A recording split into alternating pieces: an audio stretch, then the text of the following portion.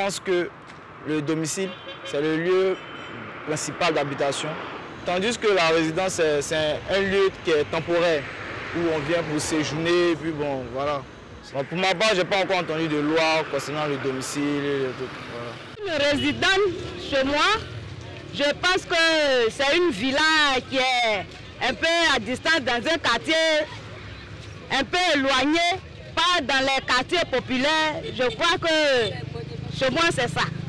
Domicile, je crois que c'est à peu près les mêmes choses. Je ne sais pas qu'il y a une loi. Je ne suis pas trop la télévision. Donc, je ne peux pas comprendre s'il y a une loi ou pas. Bonjour à toutes et à tous et bienvenue dans ce nouveau numéro de votre programme Le Sénat vote, le Sénat explique. Domicile et résidence, quelle différence? Notre vidéo de ce jour a pour objectif de vous éclairer sur ce sujet. Pour ce faire, nous nous intéresserons à la loi numéro 2020-491 du 29 mai 2020 relative au domicile. Cette loi définit le domicile de toute personne physique comme le lieu de son principal établissement, c'est-à-dire le lieu où cette personne a choisi de vivre de façon permanente. A contrario, la résidence est le lieu où vit une personne de manière temporaire. Par exemple, pour une personne qui a sa famille à Abidjan et travaille à Yamoussoukro, son domicile est à Abidjan et sa résidence est à Yamoussoukro, sauf s'il en décide autrement.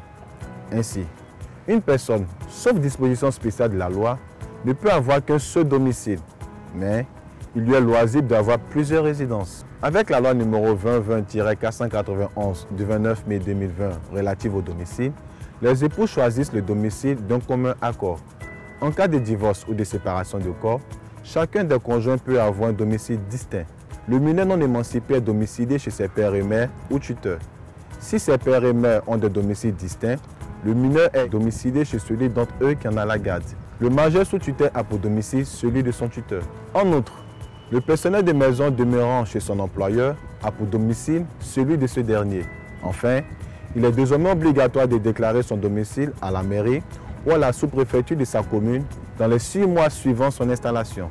Cette déclaration est faite sans frais. À défaut de déclaration express, le lieu d'installation effectif de l'intéressé est considéré comme son domicile. Et voilà, c'était là quelques innovations de la loi relative au domicile. Merci de nous avoir suivis parce que nul n'est censé ignorer la loi. Nous vous donnons rendez-vous pour un autre numéro de votre programme. Le Sénat vote, le Sénat explique. À très bientôt. Merci au Sénat de Côte d'Ivoire. J'ai à remercier le Sénat de m'avoir donné l'opportunité d'exprimer au moins ma pensée.